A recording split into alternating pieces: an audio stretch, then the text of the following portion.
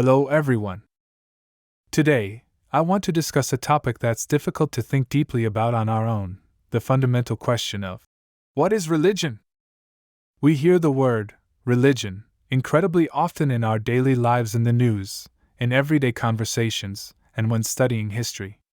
Religion is constantly discussed around us. But when someone asks, "What is religion?" it's surprisingly difficult to answer readily. It's similar to when someone asks, "What is love?" Everyone seems to know about religion, but when we try to explain it, we're left speechless. It's a topic that's not easy for anyone to answer, even though we use the term religion frequently. In reality, there are countless religions on earth: Christianity, Islam, Buddhism, Hinduism, Judaism, and so on. These diverse religions have been with humanity for thousands of years. What's interesting is that despite all these religions emerging in different regions, different eras, and different cultural contexts, they share common elements. It's as if humans inherently possess a religious instinct. If humans were completely satisfied with their lives and had no spiritual anxieties or doubts, religion wouldn't be necessary. But human life isn't like that. When we look around us, we see that even economically successful people, socially recognized individuals, and those whose children are all doing well are still searching for something.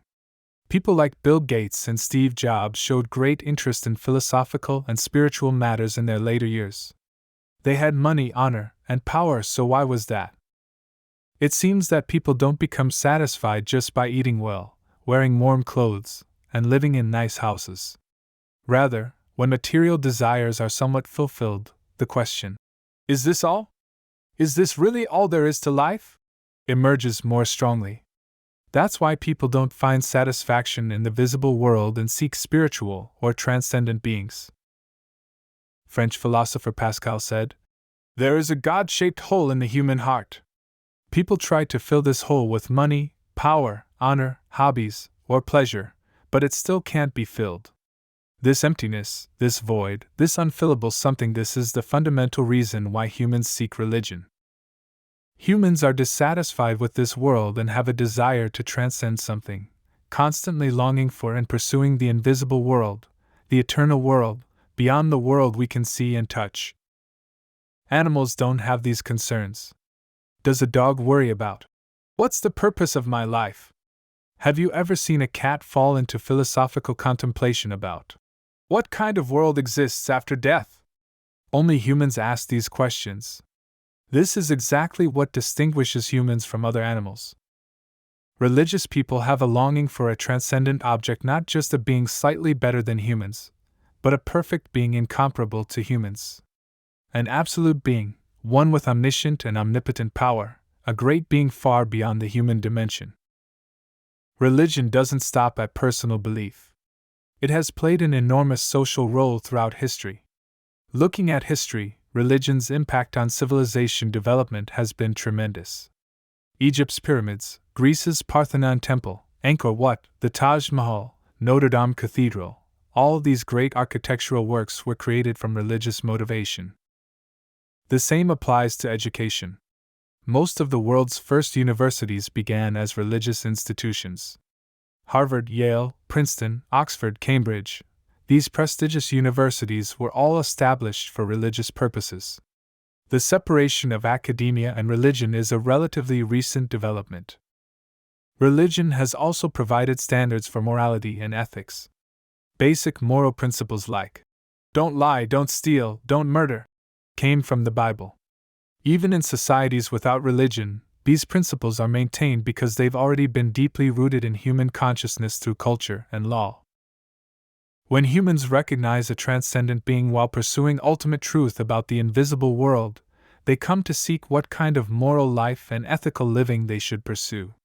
Therefore, religion encompasses all teachings that seek to know the cosmic order of existence related to humans, everything that cannot be resolved by all the world's academic disciplines. In the West, religion is called religion, which means humans reuniting or reconnecting with God. Originally, God and humans were united together without separation, but now there's a gap, distance, and walls between them.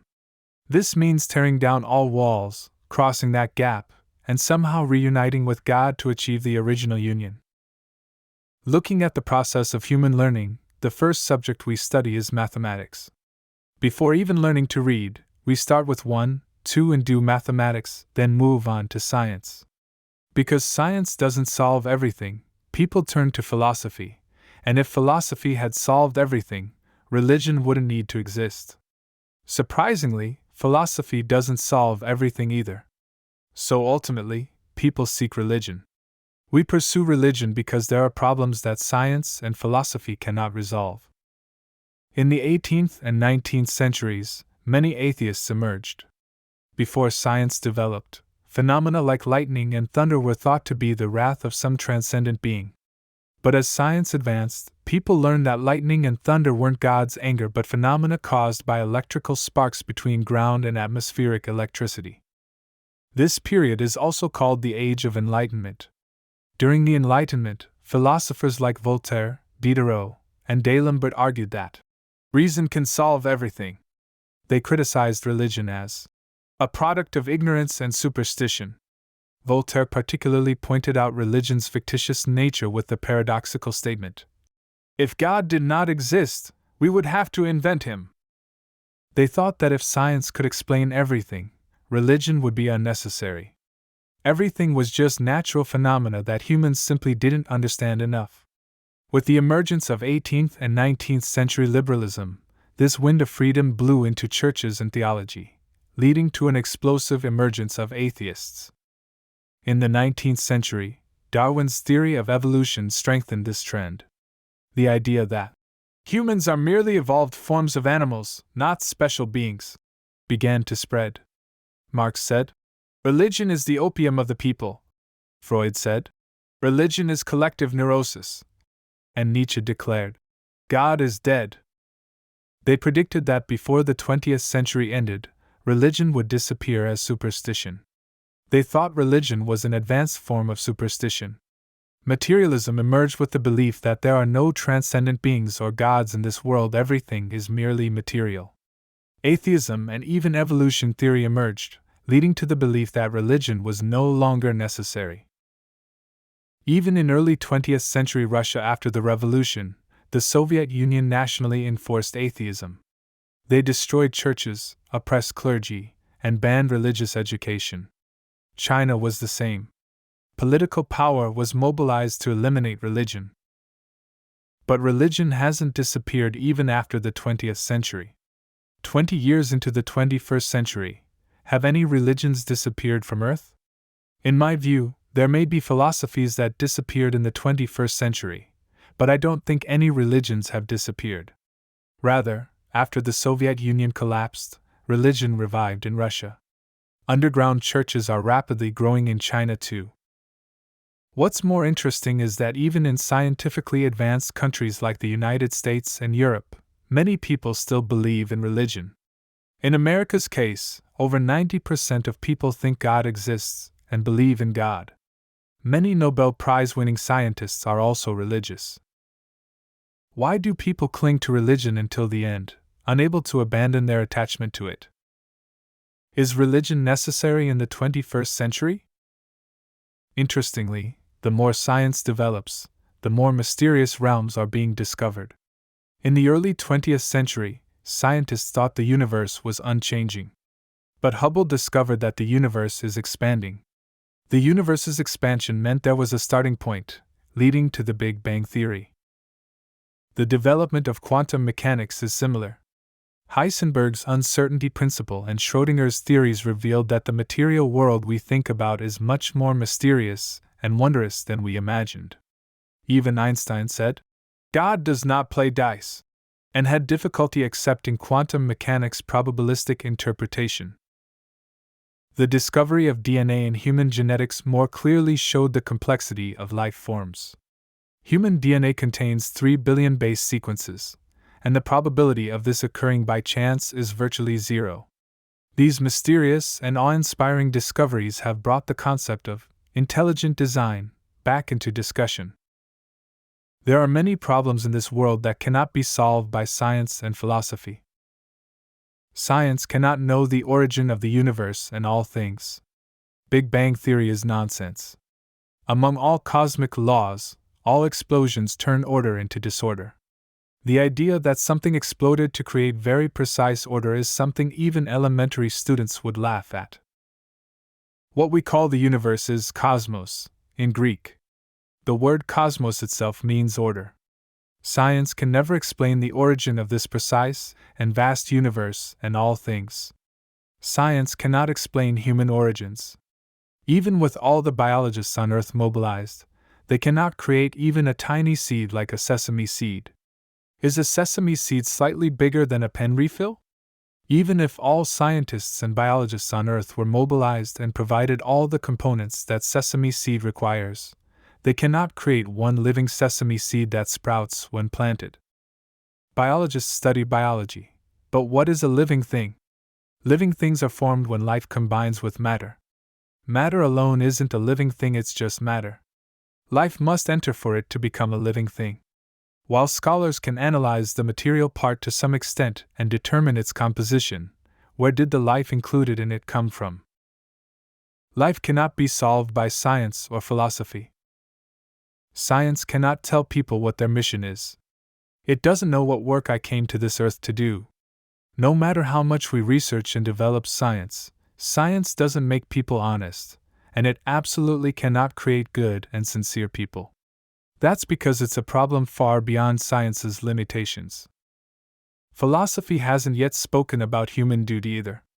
Science and philosophy still haven't found what world exists beyond death or the afterlife. The problem of evil cannot be solved no matter how much effort is made with science or philosophy. Rather, evil people use science to exploit and trouble the weak. How can science or philosophy solve evil? Looking at the 20th and 21st centuries, scientific and technological development is actually creating new problems. Weapons of mass destruction like nuclear, chemical, and biological weapons are all products of science. The development of the Internet and AI has created new forms of terrible evil like cybercrime, fake news, and privacy violations. Environmental problems are the same. Global warming, air pollution, water pollution, all these problems emerged alongside scientific and technological development. Science shows a dual nature of solving problems while creating new ones. Mental health problems are also serious. Modern society has become materially prosperous, but depression, anxiety disorders, and suicide rates are actually increasing. Mental health problems among young people are particularly at a serious level. This is the image of modern people who seem to have everything but aren't happy. Science cannot perfect personality. Can science or philosophy achieve personality completion where at 70 years old, one can act as one's heart desires without transgressing moral principles, with intellect, emotion, and will well harmonized? As AI and robots develop, the fundamental question, what is human, is emerging again. As machines become smarter than humans and replace human work, concerns about human uniqueness and value are deepening. Science cannot perfect personality. Philosophy and science cannot resolve the sense of guilt deep in people's hearts. And death, the greatest fear that everyone tries to avoid. Death can be said to be life's greatest terror.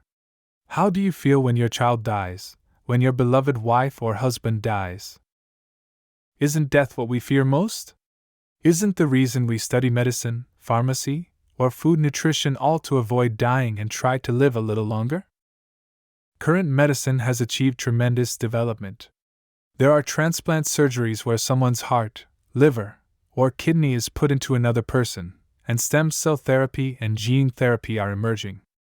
But human lifespan still has limits.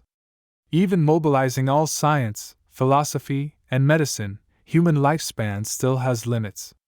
Moses lived to 120 years old with clear mind and eyes, but isn't it difficult for us to live to 120 even at our best? There are problems that can never be solved with science or philosophy. We want to solve transcendent problems, but with philosophical thoughts emerging from fallen human minds, fundamental, ultimate, and essential problems cannot be resolved at all. But the Bible presents answers to these problems.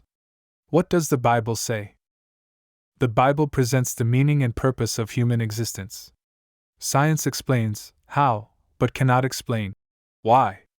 Answers to why the universe exists, why life emerged, why humans were born are problems beyond science's domain. The Bible provides answers to these fundamental whys. The Bible presents moral standards and life direction. Science is value neutral. Science creates medicines to treat people, but science also creates atomic bombs to kill countless people instantly. Science doesn't answer how to use that technology. The Bible presents standards for what is good and evil, and how one should live. The Bible provides comfort and hope for suffering and death. Life has unavoidable suffering, death of loved ones, illness, failure, betrayal. The comfort that science or philosophy can provide in the face of such suffering is limited. The Bible explains why such suffering exists, and what life exists beyond death. The Bible provides community and belonging. Modern society's developing individualism is increasingly isolating people. The Bible provides belonging and solidarity, offering social safety nets where people help and love each other in difficult times, speaking of this as life's most valuable thing. Finally, there's harmony between the Bible and science. Religion and science aren't in opposing relationships but speak of harmony. Many people misunderstand that science and religion cannot coexist. In fact, many scientists develop faith as they research this world from a scientific perspective and realize there are many things that cannot be resolved without a creator. Galileo, Kepler, Newton, Pasteur, Mendel, all these great scientists had deep faith. The same is true today. Francis Collins, who led the Human Genome Project, is a devout Christian, and William Daniel Phillips, who won the Nobel Prize in Physics, is also religious. They say that through science, while studying nature, they actually discovered the Creator's wisdom and order. Einstein also said, "Science without religion is lame, religion without science is blind." Science mainly deals with how in the material world, while religion deals with why and for what purpose. Because they deal with different domains, they can have a complementary relationship. That's why religion is still needed, and people continue to strive to find and solve everything through religious methods. Especially in 21st century modern society, the necessity of religion is growing. In the flood of information, it's become difficult to find real wisdom, and more people are feeling spiritual emptiness despite material abundance. Going through the COVID-19 pandemic, many people realized life's finitude and uncertainty. They realized that no matter how advanced science and medicine become, humans are still fragile beings. In such situations, the comfort and hope that religion provides became even more urgent. Also, with AI and robot development, questions about what humanity means have become important. Interest has grown in what human unique value distinct from machines is, and whether something called a soul really exists. Environmental problems are the same. The Earth is getting hotter, but problems like how to protect Earth and what responsibility we have to future generations cannot be solved with scientific knowledge alone. Moral and religious approaches are needed. Those listening to this broadcast, please don't look down on religion or consider it trivial. There are too many fakes among religious people who show worse or more evil behavior than non-religious people, causing disappointment and turning away, but there are fakes everywhere. The existence of fakes is also evidence that genuine ones exist. Just because there are fake diamonds doesn't mean real diamonds don't exist. Just because there's fake money doesn't mean real money doesn't exist. Similarly, just because there are fake religious people doesn't mean genuine religion doesn't exist. Looking at history, it's true that many evil things have happened in religion's name: crusades, inquisition, terrorism, etc. But simultaneously, countless good deeds have been done in religion's name. Building hospitals, schools, orphanages, caring for the poor, fighting for social justice, there have been many such acts. Mother Teresa, Martin Luther King, Gandhi, Dr. Schweitzer, all these people dedicated themselves to humanity based on deep religious convictions. Don't give up seeking true religion and true truth because of fakes. I sincerely hope we can all become people who seek, ask, and knock with sincere hearts for truth, not giving up on finding absolute truth that is eternal and unchanging. Religion isn't a simple product of human imagination. It's an expression of fundamental longing emerging from the deepest dimension of human existence. If that longing isn't empty, something to fill it must surely exist. I hope each of you will wrestle with these deep questions in your own way and discover true meaning and purpose. Subscribing to my journey to find Truth TV will make your life richer and more meaningful. Thank you.